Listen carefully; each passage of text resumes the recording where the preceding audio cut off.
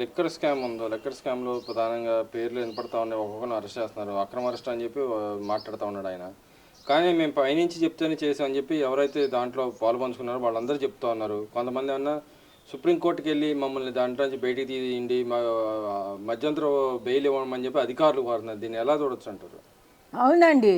ఇవాళ జగన్మోహన్ రెడ్డి గారు చేసిన పాపానికి అధికారులు బలి అవ్వాల్సిందే. ఎందుకంటే మేము గత 5 ఏళ్లలో చాలాసార్లు చెప్పాం. ఆయన వాళ్ళ నాన్నగారు ముఖ్యమంత్రిగా ఉన్నప్పుడు ఐఏఎస్లు బలయ్యారు. మన అందరూ తెలుసు. ఇవాళ నువ్వు ఎంపీగా ఉండి మీ నాన్నగారు ముఖ్యమంత్రిగా ఉన్నప్పుడు ఎంతమంది బలయ్యారండి ఐఏఎస్లు? ఇవాళ శ్రీలక్ష్మి టాప్ ర్యాంకరు. ఆమె ఇవాళ కోర్టుల చుట్టూ తిరుగుతుంది. ఇంకా సిగ్గులేక మళ్ళీ ఇక్కడికి వచ్చి ఇక్కడ కూడా ఆంధ్రాలో కూడా ఏదో చెయ్యాలని చూసింది మమ్మల్ని ఇక్కడ పొలాల్లో కూడా. ఆవిడ బెయిలీని మొర్రో నాకు ఆరోగ్యం బాగోలేదు, బెయిలీని మొర్రో నా కూతురు పెళ్ళి పోవాలని మొత్తుకున్న ఆవిడ అవన్నీ మర్చిపోయి జగన్ 30 ఏళ్ళు ఉంటాడు ఏముందలేని ఆంధ్రాకి వచ్చి మళ్ళీ ఇక్కడ అదే చేసావు నువ్వు. ఆయన ఎట్లా చెబితే అట్లా. ఇవాళ నువ్వు చేసిన పాపానికి ఐపీఎస్లు గొడ్డలోడు తీసి కొడతా ఒక్కొక్కడిని పోలీసులు చంద్రబాబు చెప్పినట్టు నన్ను మన గొడవ చేశాడు కదండి అందరి ముందు. గొడ్డలు ఆయన ఎప్పుడు తీయటం ఎందుకు, వాళ్ళు ఎప్పుడు తీసుకున్నారు ఆల్రెడీ యూనిఫామ్ తీసి అందరూ ఇప్పుడు బయట వంకేలా తగిలించి కామన్ సివిల్ డ్రెస్ వేసుకొని తిరుగుతున్నారు. నీవు చేసిన పాపానికి నువ్వు చేసిన దానికి వాళ్ళందరూ చేపించిన దానికి చేసిన దానికి అందరూ మరి చేసింది నువ్వు చేపించిన దానికి నీకేం అవ్వాల, చేసిన దానికి వాళ్ళందరూ ఉద్యోగాలు ఊస్ట్లో పోయి నీ జైలుకు పోయాడు. ఒక ఆయన మొన్న కొత్తగా ఐపీఎస్ ఎంత చదువులండి వాళ్ళకి. ఇవాళ ఐఏఎస్ ఐపీఎస్లు అంటే ఎంత గౌరవం ఉంటుంది జనానికి. మీ హయాంలో మీ నాన్నగారి హయాం వచ్చాక నీ హయాం వచ్చాక వాళ్ళు కూడా భ్రష్టు పెట్టిపోయారు నిజం మాట్లాడాలంటే.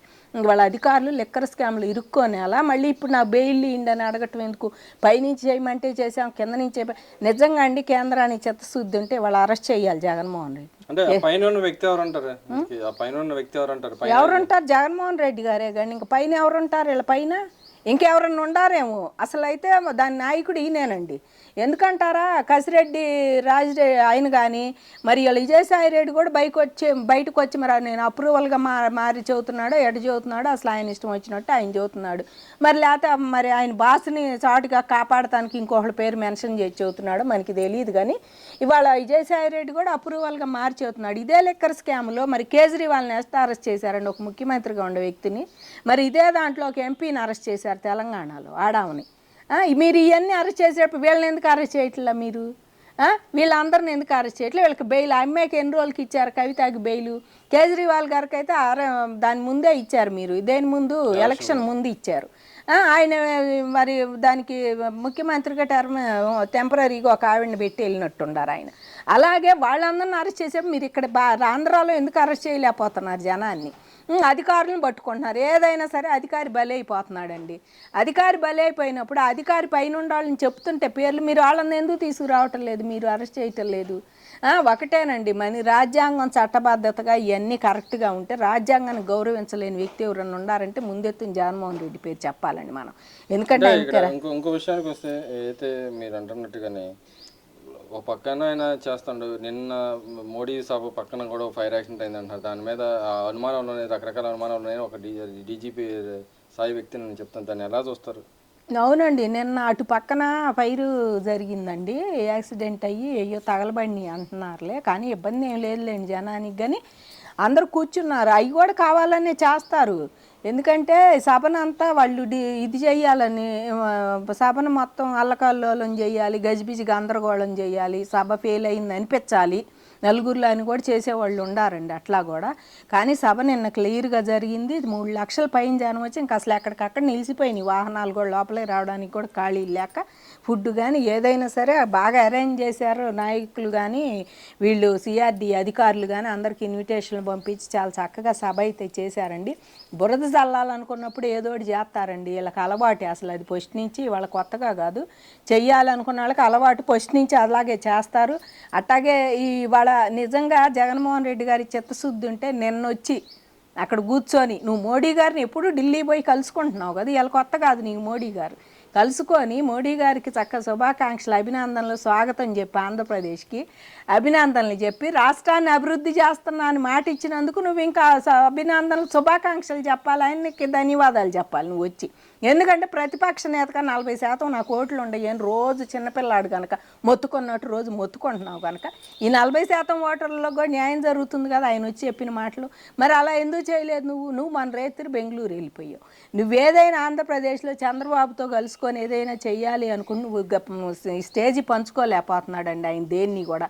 ఆయనకు తెలుసు ఆయన చేసింది ఏంటో, ఆయన ఏం చేశాడో, డెవలప్ ఎందుకు చేయలేదు అది మాట్లాడటానికి కూడా ఏదీ లేదు ఆయన. అసలు ఏదన్నా లేచి నీ హయాంలో ఏం చేసావు అంటే ఆయన చెప్పేది ఏమీ లేదండి.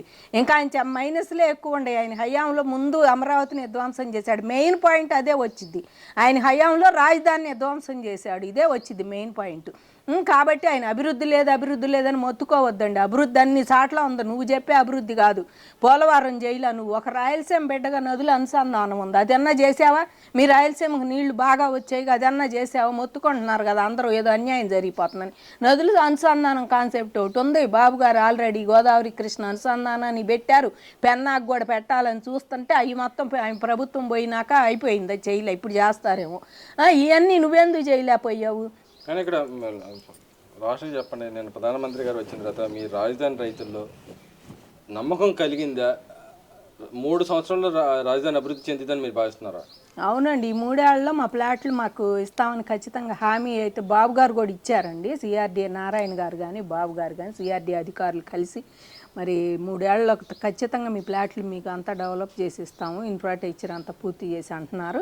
అట్లాగే నిన్న మోడీ గారు ఏదైనా సరే నిధులు ఏదన్నా కావాలన్నా తప్పకుండా ఇప్పిస్తా అంటున్నారు. ఆయన కూడా నిన్న ఇప్పించారు మధ్యవర్తిగా ఉండి. అలానే అయ్యోటి రుణాలు ఇప్పిస్తా, ఏ ప్రభుత్వమైన రుణాలు లేకుండా ముందుకు పోదు కానీ డెవలప్ చేసేటప్పుడు రుణాలు కావాలి. కానీ సంక్షేమ పథకాలు ఇచ్చి నేను అప్పులు తెచ్చాను అయ్యి అడ్డం పెట్టి నేను సంక్షేమ పథకాలు చేశా అంటే కాదండి.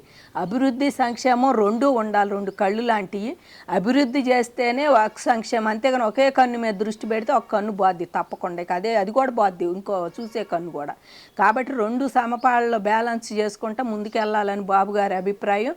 దానితోటి నిన్న మోడీ గారు కూడా మాకైతే మంచి సందేశం ఇచ్చారండి. రైతులు కూడా సంతోషపడుతున్నారు ఈసారి గట్టిగానే, ఎందుకంటే తప్పకుండా చేస్తారు. ఇవాళ కేంద్రంలో బాబు గారి కూటమి ప్రభుత్వం హవాలో ఉంది కొంచెం, మనకి తెలిసి వాళ్ళందరికీ. మీరు కొంతమంది రైతులు చట్టబద్ధత కావాలని కూడా అడిగారండి, తప్పకుండా మేము కూడా అడిగాను. అది ఒకటి చేస్తే బాగుండేది మాకు. మళ్ళీ జగన్ లాంటి వాడు వస్తే ఈసారి చేసే ఓపిక కూడా లేదు, ముందుకు వచ్చేది. ఇప్పుడు పిల్లలు కూడా ఎటాళ్ళు అటు పోయారండి. అంతా మేము అక్కడ ఉద్యమాలు చేసిన వాళ్ళు ఎక్కువ ఏజ్డ్ వాళ్ళమే, పిల్లలు లేరు ఇళ్లల్లో. పొలాల కోసం వాళ్ళు మరి బతుకు తెరువు వదిలిపెట్టుకొని రారు కదండి, 1 రోజు 2 రోజులు వస్తారు. 14 నాళ్ళు బతుకు తెరువు పోతుంది కదా, అందుకని చెప్పి మేమే ముందర ఉన్నాం. ఈసారి వస్తారు నెక్స్ట్ జనరేషన్ మేము కూడా ఉన్నాం 5 ఏళ్ళు మళ్ళీ. కాబట్టి అలాంటితోటి ఖచ్చితంగా బాబు గారినైనా ఇప్పుడు మేము అడుగుతామండి. ఇది తప్పకుండా బాబు గారికి రిప్రజెంట్ మనం చెప్పాము. 10 ఏళ్ళు ఉమ్మడి రాజధానిగా ఉంది కదమ్మా, ఇన్నాళ్ళు మనం చేయలేకపోయాము, దాన్ని ఇప్పుడు ఆ ప్రాసెస్ పార్లమెంట్లో తప్పకుండా విభజన చట్టాల హామీలు కానీ అయ్యైనా ఇవన్నీ అడిగి మనం తీసుకుందాం, మనం చేసుకుందాం అని చెప్పి అయితే బాబు గారు కూడా హామీ ఇచ్చారండి. బాబు గారు తప్పకుండా బాగా చేస్తారని కేంద్ర సహకారంతో, అందుకే మోడీని తీసుకొచ్చారు నిన్న. మరి మాకైతే ఒకటేనండి, అప్పుడు మోడీ గారు పోయి శంకుస్థాపన చేసి వెళ్ళారు, మళ్ళీ లేరు. మళ్ళీ అదే రాజధానికి అదే దానికి వచ్చి ఆయన మళ్ళీ ఇలా చెప్పడం అయితే మాకు ఆనందంగా ఉంది. అట్లాగే చాణక్యుడు చంద్రబాబు గారు అయితే మంచి ఇవ్వాలి. ఇప్పుడు అందరికీ రైతుల్లో జోషు తప్పకుండా కేంద్రం సహకరించింది కాబట్టి ఎవరి కాళ్ళు ఇంకా భూములు ఇచ్చేవాళ్ళు ఇప్పుడు మళ్ళీ పూలింగ్ అంటున్నారండి. రైల్వే జోన్కి కానీ ఎయిర్పోర్ట్కి కానీ వాళ్ళు కూడా చక్కగా సహకరించి భూములు ఇస్తారని ఆశిస్తున్నామండి.